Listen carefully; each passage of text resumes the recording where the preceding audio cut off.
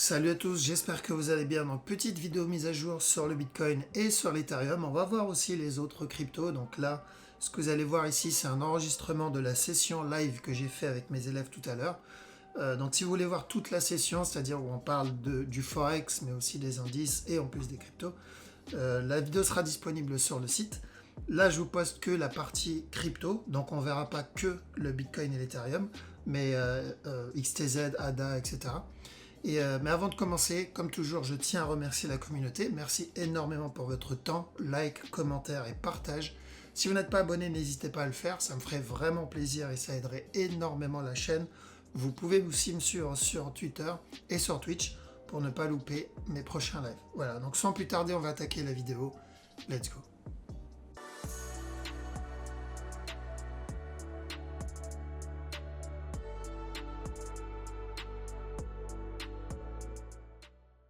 Bitcoin. Alors le Bitcoin, c'est la même analyse. J'ai pas posté une vidéo hier, ça sert à rien. L'analyse est exactement la même. Donc où on est sur ça, dans ce cas-là, il viendra casser ce bas.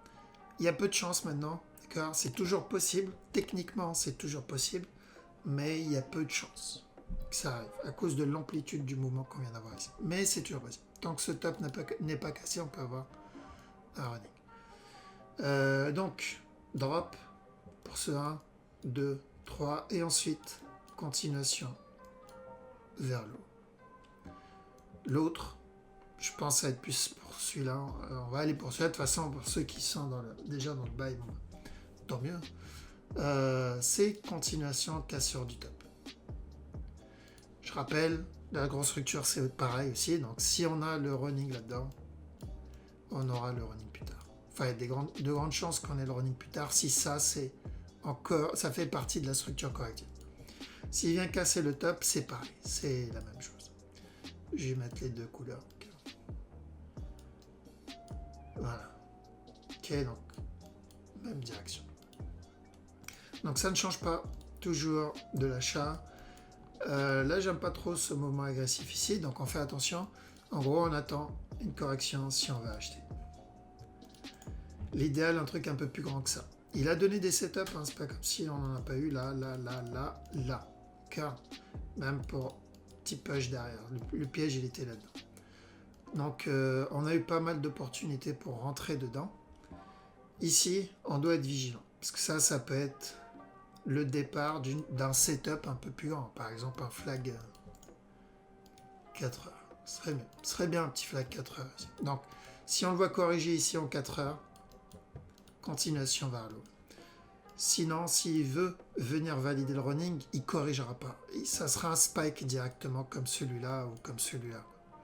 Mais si on le voit traîner là-dedans, si vous voyez le marché traîner ici, c'est une continuation. D'accord ? C'est vraiment pas compliqué à deviner la direction. S'il doit chuter, il va chuter. Pourquoi ? Parce que s'il doit chuter, on a déjà eu la structure corrective pour une continuation. Par contre, s'il traîne, c'est un up. Donc on va surveiller s'il va traîner là-dedans ou pas.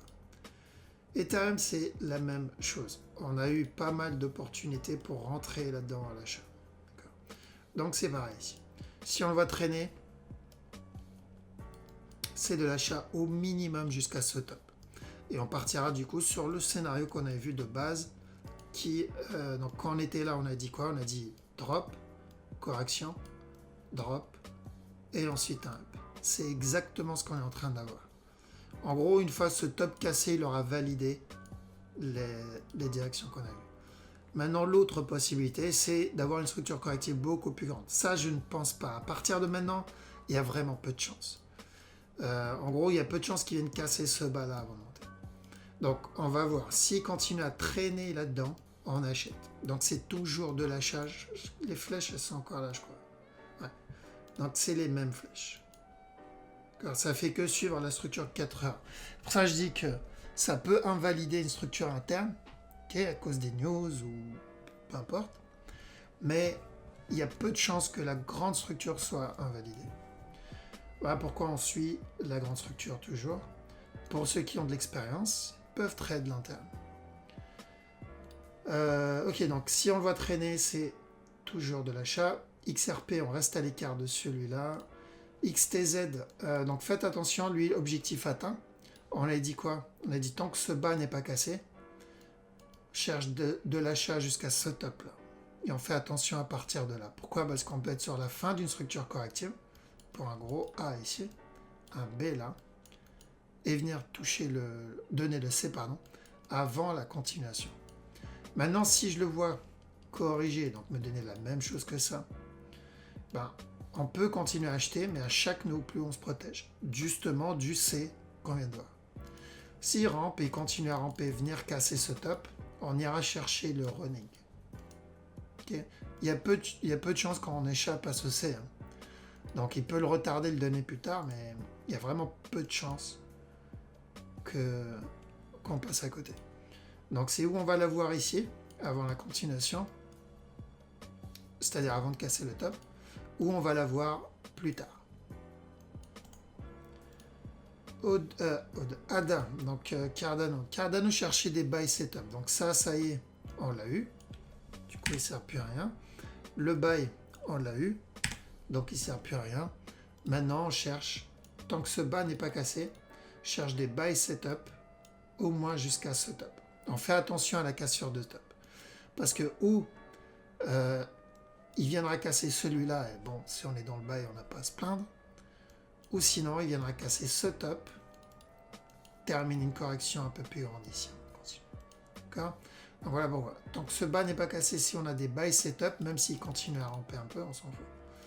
C'est un buy jusqu'à celui-là. S'il casse le bas directement, bah, on n'est pas dedans. C'est qu'on n'a pas eu de setup d'achat. Dot, parfait aussi. Donc on a dit de chercher de l'achat. Il y a un setup là, il y a un setup là, je dirais. Voilà. De quoi le prendre. L'objectif est le même. L'objectif, c'est ici. Ok. Donc ensuite, ça on l'a vu. Donc BNB.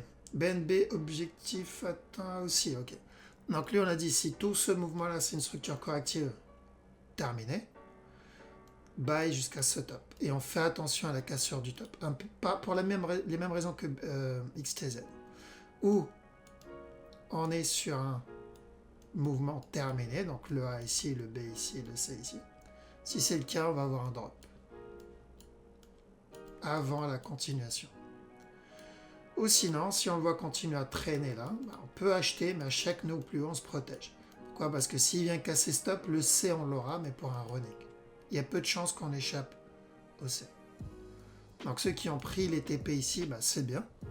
C'est très bien. Si vous voyez un flag, vous pouvez re-rentrer. S'il explose et il se retourne ici, voilà, vous avez pris, vous avez mangé ça.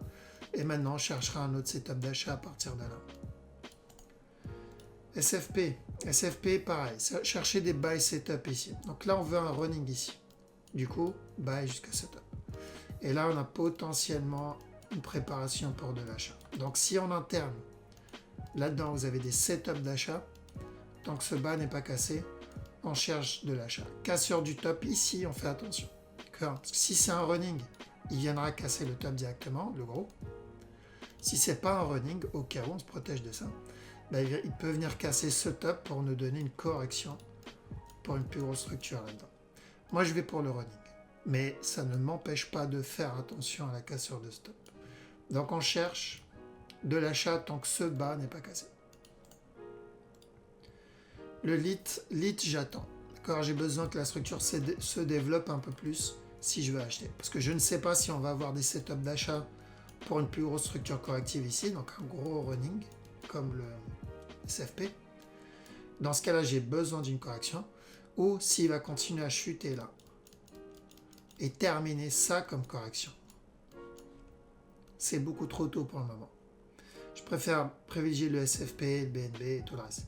C'est pour ça que dans la vidéo d'avant-hier, j'en ai pas parlé parce que c'était pas le plus intéressant. Et les autres, donc ceux où j'ai parlé, qu'on a abordé dans la vidéo d'avant-hier, c'est ça qu'il faut trade en priorité pour le moment et on laisse celui-là se développer un peu plus.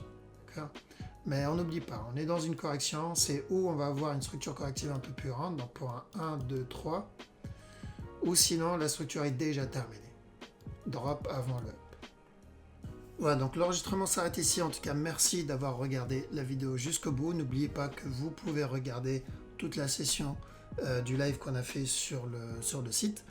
Soyez patient dans la structure. Comme je l'ai prouvé plusieurs fois, vous avez vu qu'une structure vous prévient toujours. En tout cas, 90% du temps, vous avez un setup qui vous prévient comme quoi il veut continuer dans cette direction-là. Donc, pas besoin de se presser, pas besoin de courir après les bougies. Apprenez à lire la structure si vous voulez faire du trading, sinon faites plutôt de l'investissement parce que le trading c'est risqué et quand c'est pas ce qu'on fait, c'est vraiment très très dangereux. Ok, voilà, donc je vous souhaite une très bonne soirée à toutes et à tous, je vous dis à la prochaine, ciao.